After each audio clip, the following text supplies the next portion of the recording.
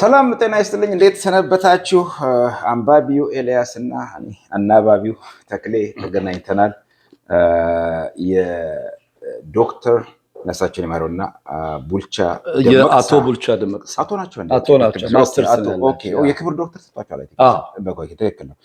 የእሳቸው መጽሐፍ ላይ የጀመርነው ውይይት እንቀጥልበታለን ዛሬ የሚቀጥሉት 15-20 ደቂቃ። ከዛ በፊት ግን ሁለት ማስታወቂያዎች አሉኝ።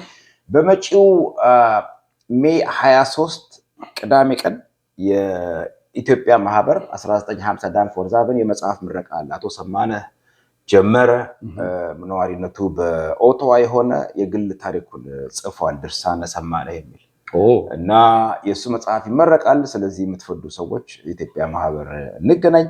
ከዛ ደግሞ ሜይ 30 እንደዚህ ሌላ የመጽሐፍ ምረቃ አለ። ጠዋት ላይ ቀደም ብዬ አስታውቂው ነበረ። ያሬድ ወንድምኩን እንዳይላሉ ዶክተር ሜዲካል ስኩል ላይክ ኖ አደር ስለ ጎንደር ዩኒቨርሲቲ ሬድ ሲ ፕሬስ ነው ያሳተመው። ሬድ ሲ ፕሬስ አቶ ካሳሁን ቸኮል ናቸው የላኩልኝ። በ2026 አንብቤው እኔ ጠዋት ፌስቡክ ላይ ስመለከት ገረመኝ። እንሄድበታለን። ነበብ ያለበት መጽሐፍ የጎንደር ዩኒቨርሲቲ ኮሌጅ እያለ ጀምሮ ነው። አዲስ አበባ ተወልዶ ኮኮስ ከዛ ሄደው ነው በራሱ መስሎ የነበረ። ስለዚህ ሬድ ሲ ፕሬስ ነው። ካቴጎሪው ሜዲሲን ነው፣ ሶሲዮሎጂ ነው፣ ሂስትሪ ነው፣ አፍሪካ ግሩፕ ነው። በጣም ቆንጆ ሰው። እንሄድበታለን። ሌላ ቀን ለማስታወቂያ ያህል ብቻ ነው። ከዛ በተረፈ ሁለት መጽሐፍት አንደኛው ለበጣም ነው ሁለት መጽሐፍ ልከውልኛል። ላመሰግናቸው እወዳለሁ። ልጃቸውንም የላከችልኝን እኔ እንኳን ልክፈል ብዬ ነበር፣ በፍጹም አትከፍልም ብለው። ትዝብትና ቅኔ ከደርግ እስከ ኢህአዴግ ቅጽ 1 እና ቅጽ 2 ላይ ከተክለማርያም ዛሬ በኋላ የምንሄድበት አንዱ መጽሐፍ ነው። ሰሞኑን ብዙ መጽሐፍቶች አሉ የምንሄድባቸው። the making of modern Ethiopia የተሻለ ጥበቡ ሂስትሪ ነው አለ ከአዲስ አበባነት እስከ ሉዓላዊነት ግለ ታሪክ ይላል። በአማረ ተግባሩ በየነ ዶክተር አማረ ተግባሩ የመይሶን ዋነፍ ለመይሶን ሜምበርስ የነበረ ነው። መይሶን መርጠ ወደስታ መጣ ዛሬ ገና አይ ኦፍ ኮርስ ግን ታሪክ ነው። አበቃ ይሄ በዘመኑ ማንም ሰው ሊያነበው የሚገባ ነገር ነው። የአዲስ አበባ ልጅ ነው። ፖለቲካ ተሳትፎውን ያለፈበትን ህይወት በቃ ይሄ እንደው ድንገት ከሞት የተረፈ የለም። እንደው ተረፍ ያለ ሆኖ ነገር የኖረው ነው። የልጅነቱ ታሪክ ባቄላን ከተፋት የሚያወጣ ቅርጣን ትባላለች። ከአንድን ስራ ባቄላ አንዷ ሳት በስንት ወጣል። ስብሐት አሪፍ ነገርኛ ጋዜጣ ላይ ጽፎ ሁሌ ይወዳታል እና ያው ስብሐት ሲደመር አይደል ሁሌ እና ሲደመር ሲያስበው ለምን እንዳልበሰለች ባቄላዋን የሚያውቁት እሳቱና ባቄላዋ ናቸው። እሳቱ ሁሉን አብቅሎ ሰው እንዳላበቀላት ባቄላዋም እንዴት እንዳልበቀለች ነው። ኢትስ ሶ ኢንትረስቲንግ። ማንም ሰው ሊያነበው ይገባል። ይሄ እንሄድባቸዋለን ሰሞኑን። ለዛሬ ግን ወደ አቶ ቡልቻ ደመቅሳ በነገራችን ላይ ኤልያስ የባሩድና ብዕርና ባሩድ መጽሐፍ አልቋል። አይ ቲንክ ሁለት ኮፒ ብቻ መሰለኝ የቀረው። በ30 ብር ነው። 5 ደጉመናል። ግማሹ ደርሶኛል። ያልከፈላችሁ ሰዎች የሚቀርባችሁ ያው አውቃችሁ ራሳችሁ ክፈሉኝ። ለባለቤቱ ግን አድርሻለሁ ሙሉ ክፍያውን። የ100 መጽሐፍት ክፍያ በሙሉ ግማሹን ከኪሴ ግማሹን ከሰው አድርሻለሁኝ። ግን የእውነት ይሄ ጥሩ መጽሐፍ ነው። 18 ሲኒየር የሆኑ በኢትዮጵያ ፖለቲካ ውስጥ ተሳትፎ ያላቸውን ሰዎች ፐርሰናል ዳይሪ ስለ 1966 ለውጥና ስለ ዶክተር አብይ መምጣት ላይ የተገናዘበ ጥሩ መግለጫ ስለሆነ ሊቀመጥ የሚገባው ኤኒታይም ስለ ሰዎች ሪፈር የምታደርገው መጽሐፍ ነው። ያልደረሳችሁ ሰዎች 1-2 ኮፒ እኔ ጋር ቀርቷል። ፈጥናችሁ ውሰዱ። ከዛ በተረፈ ወደ ቡልቻ ደመቅሳ እንመለሳለን። ኤልያስ አቶ ቡልቻ ደመቅሳ ጀንትልማን በጣም የሚገርም ነገር ነው ያቀረቡት እዚህ መጽሐፍ ላይ። በሌሎች ቦታዎች ላይ ሲጠቀሱ ያልሰማሁት ግን በወሳኝ ደረጃ መጠቀስ የነበረባቸው እሳቸው ፈርስታንድ ያቀረቡት ኢንፎርሜሽን አለ እዚህ ላይ። የመጀመሪያው ነገር ቀዳማዊ ኃይለ ሥላሴ ደሞዛቸው ስንት እንደነበር ታውቃለህ? 2,750,000 እስቲ ይሄን አንብባት። 2 ሚሊዮን ብር በዛ ዘመን 2,750,000 ለነገሩ አገሪቱ ሁሉ የሳቸው አይደለች። ግን ሳለሪድ መሆናቸው በዚህ ፔሮል መሆናቸው under maintenance of the imperial palace we had in the budget a constant annual figure of 2 million. well ባጀቱ ነው የቤተ መንግስት ባጀቱ አይ ነው ደሞዝ ኮስትነት እንደ ደሞዛቸው የሚያስተዳድሩት አይ ባጀት 2,750,000 ብር which is understood to be the salary of the emperor. Although nobody spoke of it as a salary. Okay, the funds were paid on monthly basis to the treasurer of the emperor, who was Blatta Admasu, during my time which was mid 60s to 1970s በ1960ዎቹ ሰባዎቹ ለብላታ አድማሱ ብላታ አድማሱ ረታብ የግቢ ሚኒስትር ነበሩ ከ19 በዚህ በ67 ከ60ዎቹ ሚኒስትሮች ጋር የተገደሉ ናቸው። ይሄ አሁን ለቤተ መንግስቱ ይሁን እንጂ መንዝሊ ሳላሪያቸው ነው ይላል። ኦኬ እንደ ደሞዝ ይቆጠራል በኮቴሽን ውስጥ በትምህርት አስቀምጠውታል። ይሄ እንግዲህ የቀዳማዊ ኃይለ ሥላሴ የሚገርም እንደ ደሞዝም እንደ ደረጃ የሚታይበት የነበረ ነው። ሌላ አንድ ኢንትረስቲንግ የነበረው ነገር ምንድነው? በበጀት ጭቅጭቅ ላይ አቶ ይልማ ደሬሳ የፈጠሩት ትልቁ ነገር ዘመናዊ በጀት ሆኖ በማዘዣ ይወጡ የነበሩ ነገሮችን አስቆሙት። ከዛ በኋላ በዚህ ብዙ በጣም እየተከራከሩ መጥቶ አንድ ጊዜ ትልቅ ከፍተኛ የሆነ ጭቅጭቅ ይፈጠራል። በጀቱ የመከላከያ ሚኒስቴር ባጀትና ጤና ጥበቃ ሚኒስቴር እስቲ ሌተናል ጀነራል መርዕድ መንገሻ የንጉሱ የቅርብ ዘመን የ1960ዎቹ መፈንቅለ መንግስት የ53ቱን ያከሸፉት ናቸው። ትክክል። There were some politically sensitive issues that the minister discussed with me as a process of training me. I think ተሰለጥኗቸው እንግዲህ መሰለኝ the minister ሲሉ ይልማ ደሬሳ the situation after the 1960 failed coup d'etat had radically but imperceptibly changed the political environment in Ethiopia. መፈንቅለ መንግስቱ ብዙ ነገሮች ለውጠዋል። The army under the leadership of Lieutenant General Merid Mangasha began to assert itself, demanding from the emperor rewards for saving his crown in 1960. ጦር ሰራዊቱ ዙፋኖትን ስላተረፍንልዎት የሆነ ነገር ያስፈልገናል ይገባናል ነው።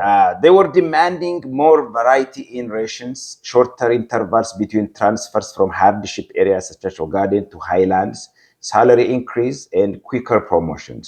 They also wanted new tents, new uniforms and total replacement of all old equipment. They did not seem to care about the staggering cost of this demand. ብዙ ልብስ ምናምን ጫማ ዘወር የኢትዮጵያ ወታደሮች ጥያቄያቸው በጣም ያሳዝናል። ፖለቲካ ጥያቄ ሳይሆን ቬሪ ፐርሰናል የሆነ ልብስ ራያቸው ላይ የሚበጣጠስ ኦጋዴ ወታደር ጫማ ውስጥ ከማልጠባይ ነገር እስኪሰፋ እስኪዝ ንጹህ ያልሆነ ምግብ አሁን ነገሌ የነበረው ኮቶሪ አራተኛ ክፍለ ጦር ያመሰው በተመረዘ በተበላሸ ውሃ በሚገማ ምግብ ከነቀዘ ምግብ ኩሬ በዚህ ነበር የመጣው። በኋላ ላይ ግን የመጣው ጥያቄ ይሄ አንድ ትልቅ ነገር ይዞ መጣ። ምክንያቱም እኛ ስልጣናቸውን አስጠብቀን ይገባናል ሆነ የፖለቲካው ጥያቄው በስሱ መንገድ ይሄ ኤምቢሪዮ ነው ጽንሱ ማለት ነው። ልክ ነው። ይሄንን ያቀረቡበት መንገድ በጣም ነው የገረመኝ። የንጉሱ ዘመድ ናቸው። እዚህ ጋር አብረንና የሚገባው ነገር ሌተናል ጀነራል መርዕድ መንገሻ በኮንስፒረሲ እንዴት እንደሞቱ አይታወቁም። ተመርዘው ነው የሞቱ ሲሞቱ። ምክንያቱም እነዚህ ነገሮች በድፍረት ቀጥሎ ታነበዋለህ በድፍረት ፓርላማ ላይ መጥተው የገቡ ነገሮች ናቸው። ኦኬ ሶስታቸው የሚደግፉት ነበር ማለት ነው። አብሶሉት ጀነራሉ የሚደግፉት ነበር። ጀነራሉን በቃ አትርፈናችኋል እኔ የምመራው ወታደር በችግር ነው ያለው። አዲስ ድንኳን አዲስ ዩኒፎርም ሬሽን ምግቦች ይሰጡን ነው ጥያቄ ላይ ከበረሃ ወደ ሌላ ይምጡ ነው። ይሄንን ጥያቄ ያነሱት መፈንቅለ መንግስቱን ያነሳው ክቡር ዘበኛ ልዩ ልብስ ልዩ ምግብ ልዩ ጥቅም ልዩ ደሞዝ ብልጫ ስለነበረው እንዲህ የተደረገለት ጦር ይሄን ካደረገ ያተረፍነው እኛ ምን ይጣልን ነው ጥያቄ። ሌላ በጣም አንድ የሚገርም ነገር ሁሉ ቀን ያቀራቅር የነበረው ነገር አንድ ነገር አለና እዚህም ጋር ያዩታል the budget of the ministry of university. The budget of the Ministry of Defense became unreasonably high and any recommendation to trim it was unacceptable. Even the emperor could not criticize the unreasonably high defense budget that was beyond the means of the country. So ከሀገሪቱ አቅም በላይ የሆነው በበጀት ሊቀበለው አልቻለም ነው። Some politically naive ministers spoke against the defense budget. የተወሰኑ ሚኒስትሮች መተቸት አደረጋቸው። But the chairman of the council of ministers, Prime Minister Attilo Habtold, allowed the generals to defend their budget. ፈቀደላቸው።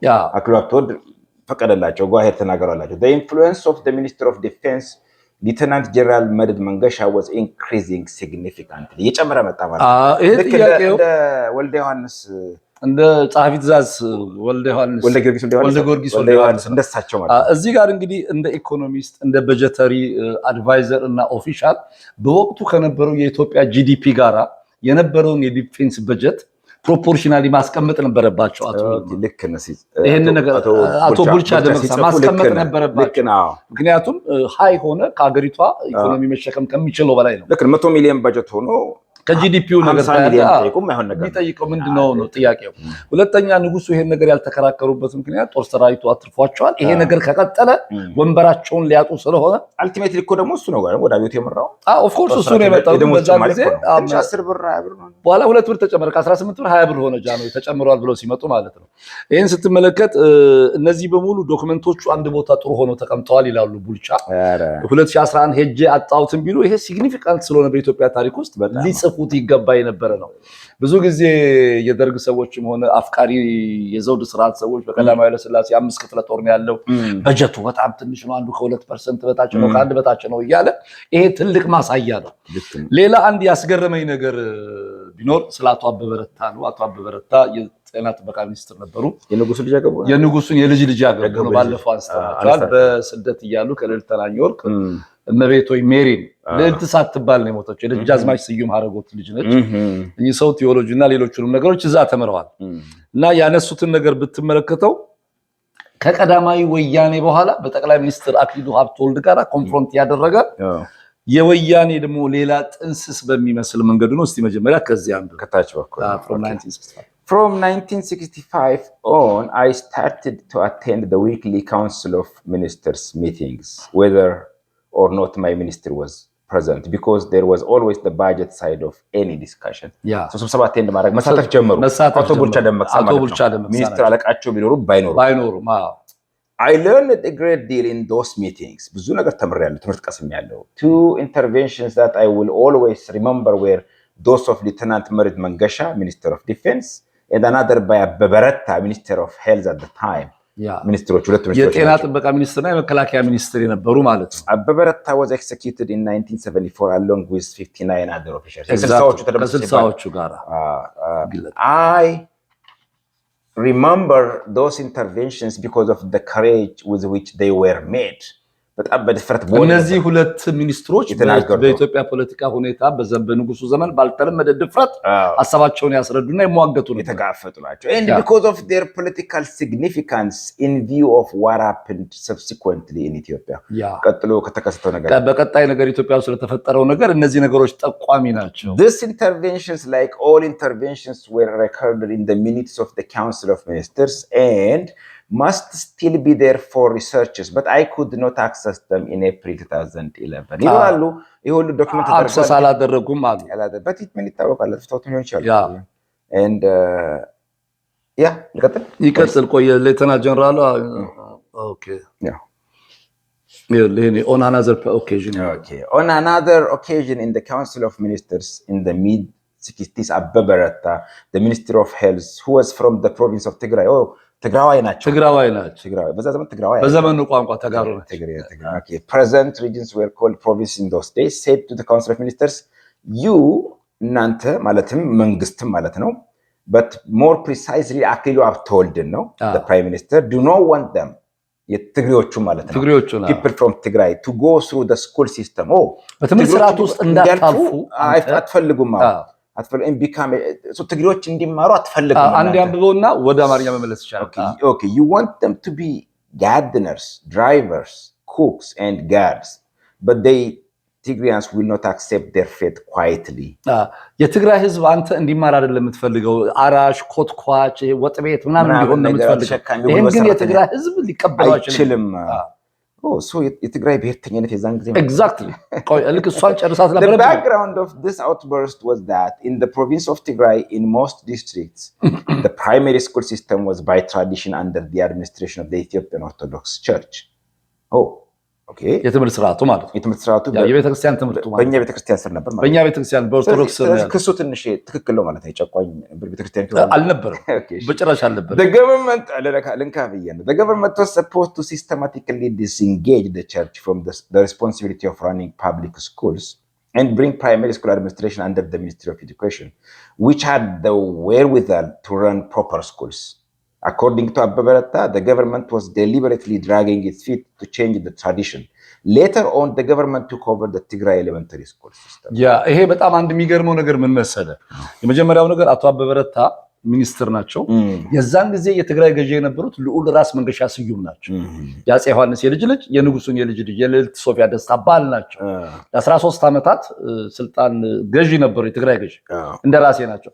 እሳቸው በነበሩበት ጊዜ ይሄ በደል ተፈጸመ ለማለት ያስቸግራል።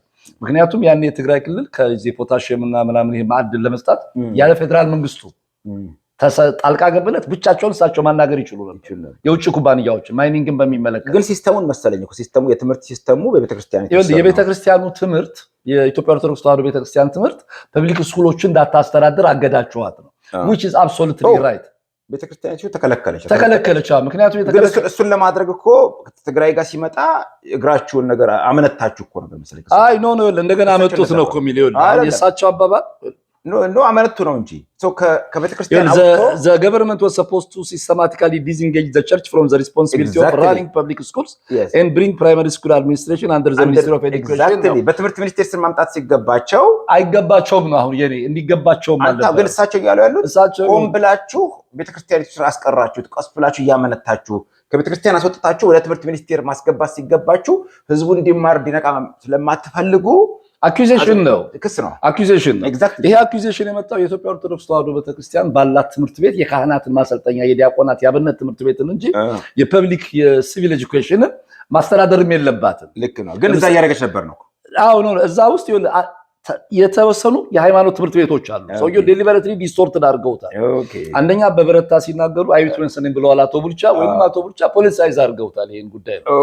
ምክንያቱም አሁን ነበረከት ተመርገም የተማሩ አቶ ቡልቻ የራሳቸው ሌላውም ጋር ደግሞ ሌላው ጋር ኦሮሞ ገሎበታል ለሚለው ነገር ስለዚህ ሳምካይን ገባኝ። እነዚህ ሁለት ነገሮች ፖለቲካሊ ማረሳቸው ናቸው። የኢትዮጵያ ኦርቶዶክስ ተዋሕዶ ቤተክርስቲያን መንግስት ትምህርት ሚኒስቴር እያለ ንጉሱ የሚመሩት ረጅም ዓመት አቶ አካለ ወርቅ ሀብተወልድ በምክትል ሚኒስቴርነት የመሩት ድሃው ገበሬ ታክስ የሚከፍልበት የትምህርት ታክስ የጤና ታክስ እየተከፈለ ማስተማር ነው ያለበት እንጂ ከቤተክርስቲያኗ ለምሳሌ አስራት ሙዳየ ምጽዋት በተሰበሰበ ነገር ማድረግ የለባትም።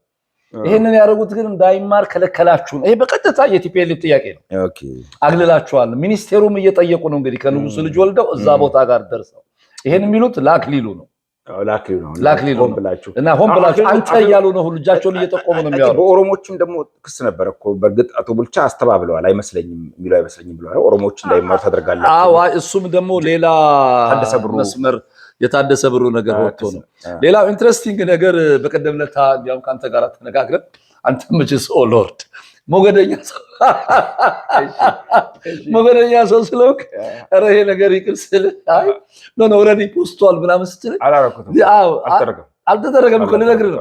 በኋላ ሊፍት ውስጥ እየገባው ልክ እንደዚህ ስገባ ማቃትን ልጅ ሁሉ ይረሳዋል።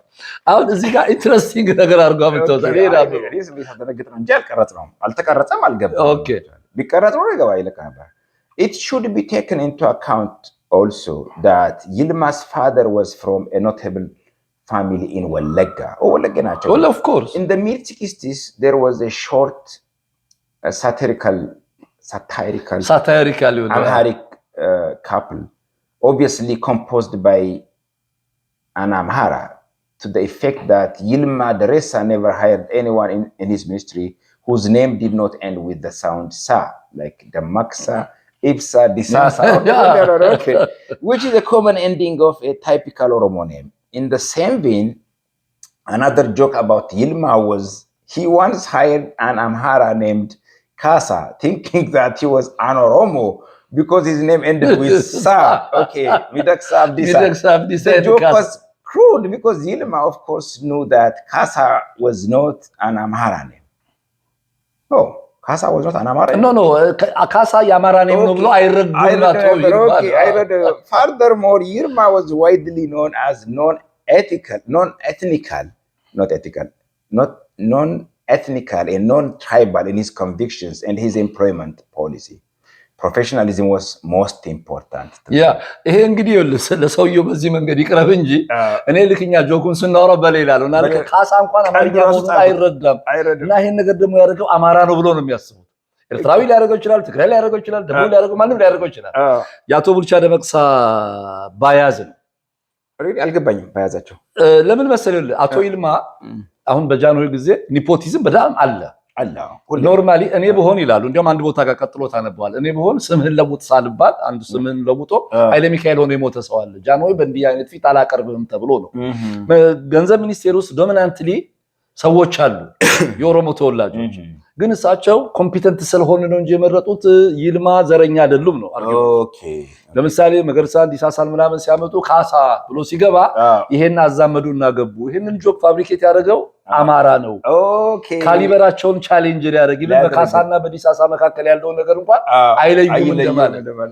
ኤግዛክትሊ የነሱ ቤተሰብ አንድ ኢንትረስቲንግ ነገር አለ። ይሄ እቺ ለታሪክ እንድታነባት ነች። ሰዓታችን ይሄ ነው። 2 ደቂቃ ነው የቀረን። ኦኬ my association with Yilma Deressa ይላል ቻፕተሩ ሲከፍት when I joined okay Yilma was never biased on the basis of regional connection or ethnic affiliation. Many Oromo often wished that he were like other ministers. When I joined the Ministry of Finance, Yilma did not know me. Of course, I knew his name because he was a famous man from the most widely known family in Wallagga. ወረበከር ማለት የዛ ትልቅ ስም ነው። ሰዓት ልዩነት እንትን ስላለን አንድ ኢንትረስቲንግ ነገር እንድታነሳው የሚያስፈልገው ነገር የይልማ ደሬሳ እና የእንትና በጣም ቅድም ስትገባ ተናደህባቸው ነበር። ባቶ ይልማ ባቶ ቡልቻ ተናልጀባቸዋለሁ። አሁንም አልጨረስኩም ገና ብንም አልደው። ይሄንን እንድታነበው ነገር ያስፈልጋል። ሌተናንት ጀነራል መርድ አረንጓዴው Okay. Lieutenant General Merid said to the Council of Ministers, if you fail to do what is just and fair for the army, it may endanger not only your seats here in the council, but may cost you something dearer, meaning life. He was reporting on his 2-week visit to Ogaden, where the 3rd Division was living under unacceptably harsh conditions. That was a shocking statement, considering that the Minister of the Imperial Palace, Tsafi Tizaz Tafarra Work, was present in the council. Tafarra Work was considered to be the eye and ear of the emperor. With my insufficient experience, I realized that the emperor's power was not absolute. The army was a force to reckon with. After all, they saved the emperor's throne in 1960 from the assault of General Mengistu Nowai and his brother Germame. ይሄ ማለት የኢትዮጵያ አብዮት ወደ ተክለ ጻዲቅ መኩሪያ ጋር ስንመጣ የኢትዮጵያ አብዮት በቀጥታ ከ1930ዎቹ በኋላ ነው የጀመረው የሚለው ነገር ያጠናክርልናል። ቆየት ብሏል። ሌተናንት ጀነራል መርድ መንገሻ ከፊውዳል ቤተሰብ ይወጡ የሸዋ ሰው የአፄ ኃይለ ሥላሴ የቅርብ ዘመድ የሆኑ ሰው በቃ ይሄንን የጦሩን የደሞዝ ጭማሪ ማትቀበሉ ከሆነ ኮንዲሽኖቹን ማታሟሉ ከሆነና ይሄን የዲፌንስ በጀት ማትፈቅዱ ከሆነ ለህልውናችሁ አደጋ ነው፣ ህይወታችሁንም ታጣላችሁ፣ ወንበራችሁንም ታጣላችሁ የሚል እንዲህ አይነት ከንጉሠ ነገሥቱ ትንቢት ነገር ኮንሰፕት ኦፍ ኮርስ ፕሮፌሲ ነው። ኤግዛክትሊ ከንጉሠ ነገሥቱ መከላከያ ሚኒስቴር ይሄን ነገር ማግኘት በጣም በጣም በጣም አስቸጋሪ የሆነበት ነገር ነው። ከጥንትም ነው ማለት ነው። ስልጣን ላይ ያሉ ሰዎች አይታያቸውም እስኪመጣ ያ ነገር እስኪመጣ ኦፍ ኮርስ በእኛም እድሜ ያየነው ኢህአዴግም ይኸው አብይም አሁን ምናየው ነው። በሁሉም ዘመን ላይ አምባገነን ስልጣን ላይ ያለ ስርዓት ማዮፒክ ነው በመሰረቱ የወንበሩ ፍቅር እንጂ ይሄ ነገር አልመጣም። በሌላ ሳይድ ደግሞ ስትመለከት እንዲያውም እናቱ አዲስ አለማየሁ አሁን የምናደንቃቸው ሌተናንት ጀነራል አብይ አበበን በዚህ በኢትዮጵያ ለውጥ ላይ የጻፈው አዲስ አለማየሁ ኢትዮጵያ ምን አይነት ስርዓት ያስፈልጋታል አውቀን እንታረም የመሳሰሉ ነገሮችን ስትመለከት ይሄንን ያዩ የነበሩ ሚኒስትሮች እዛ ምክር ቤት ፓርላማ ውስጥ አባል የነበሩ ሰዎች በሙሉ ስለራሳቸው የፓርላማ ደሞዝ ጭማሪ እንጂ የጦሩን ጥያቄ በሚኒስትሩ ደረጃ መጥቶ ካላሻሻላችሁት ዋ አብዮት ይመጣል ነው። ከዛ በኋላ የመንግስቱ ነዋይ አብዮት መጣ። ከመንግስቱ ነዋይ አብዮት በኋላ ከ13 ዓመት በኋላ የደርግ አብዮት። እነዚህ ነገሮች ስትመለከታቸው በዚህ ረገድ ነው አንዱ ፓርት። ሁለተኛ ምናልባት አንተ ፈቃድ ከሆነ በሌላ ቀን ስንሰራ የአቶ ይልማ ደሬሳ ዘ ቡክ ኦን ኢትስ ፋይናል ቻፕተር በሚል የ16th century history of Ethiopia የኦሮሞ ታሪክን ሲጽፉ እሳቸው በተገቢው መንገድ አልጻፉም ፈርተው ብለው ያቀረቡት ነገር አለ።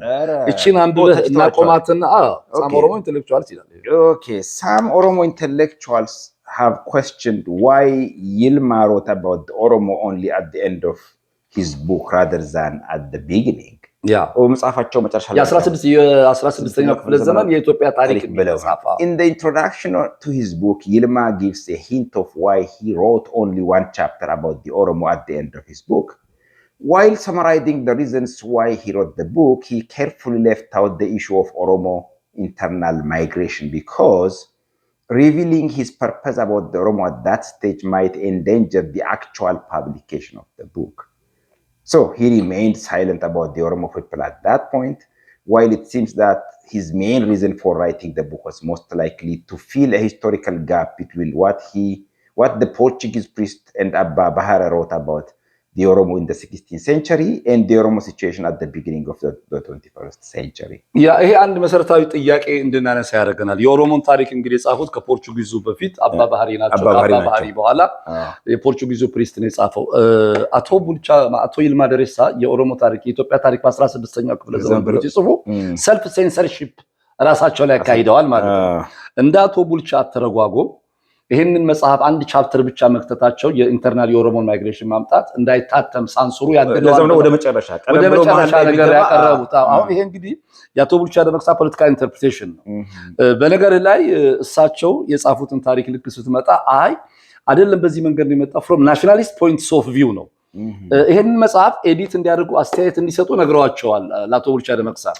አቶ ቡልቻ ደመቅሳ ስማቸው ምስጋና ገጽ ላይ ተዘርዝሯል። ያን ያልሰጡትን አስተያየት አሁን ኦፌኮ ከገቡ በኋላ የሰጡት አስተያየት መሆኑ ይገርማል። አንደኛው ነገር መጽሐፉን ሲጽፉ አስተያየት እንዲሰጡ ሰጥቷቸዋል። አሁን ኤዲት እያደረኩ ሎ ስኩል ሆኜ ይላሉ። አሁን ጊዜ ስለሌላ ሳጥረ ነው እንጂ ምክንያቱም ይሄንን ነገር አይቻለው ይላሉ። ምክንያቱም ይሁን ከፈለክ እንድትይው ይችላል። I read Yilma's manuscript ይላሉ። Okay, I read Yilma's manuscript and the first draft of his book in Amharic, 16th century Ethiopia, with great enthusiasm and had spirited discussion with him whenever I had the opportunity. Yeah. ግን ተወያይተዋል። ኮንቴንቱን ባይገልጥም እኮ ተወያይተዋል። Okay, he made mention of my little contribution in the acknowledgement section of his book, but I benefited more by reading his manuscript than he did from my checking historical dates for him.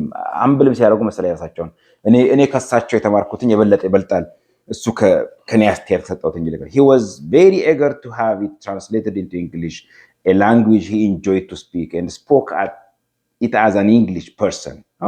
Yilma's book has been translated into English by his nephew Solomon Teresa, but has not been published.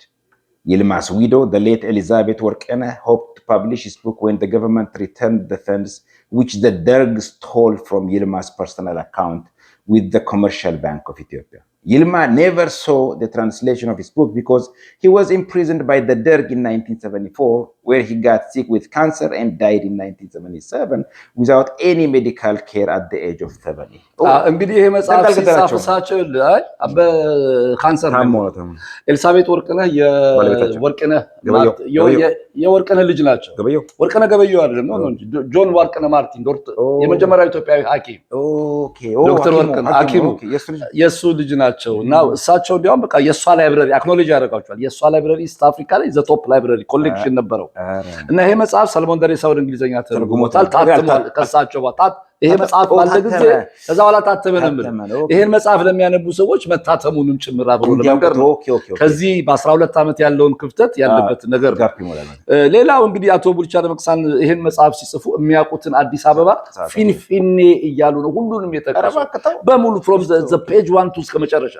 ምክንያቱም ፊንፊኔ ብለው መጥቀስ አልነበረባቸው። የሚያውቁት ያኔ አዲስ አበባ ነው። ዘመኑን ለታሪክ ማስቀመጥ ነበር። ይሄን ፖለቲካል ስያሜ ከኦሮሞ ናሽናሊዝም ጋር ያቀሩት ስያሜ ስለሆነ ማለት ነው። ግን በትክክል አንብቡት። አንድ ዙር እንመጣበታለን። በጣም ብዙ ኢንትረስቲንግ ታሪክ አለ ውስጡ። እንዲህም በስሜት እኮ ያዋሩን ስለጻፉት ነው። ኦፍ ኮርስ እና ከተቻለ መመስገን አለባቸው። በሚቀጥለው እንዲያውም ከተቻለ ጥበቡ ጋር እየጠቀሱትን ነገር በሚመቻቸው መንገድ ይሄ ናርሲሲስቲክ በሆነ ኢንተርፕሪቴሽን ለራሳቸው እንዲያደላ አድርገዋል። እኛ ለተመልካቾቻችን ኮንቴክስቱን ከተሻለ ጥበቡ እናነባለን። ይሄን እናስቀምጣለን። በጣም ቴንኪው። በሌሎች መጽሐፍት እስከምንመለስ የተወሰነ እረፍት አድርጉ። እረፍት እናድርግ። ቴንኪው።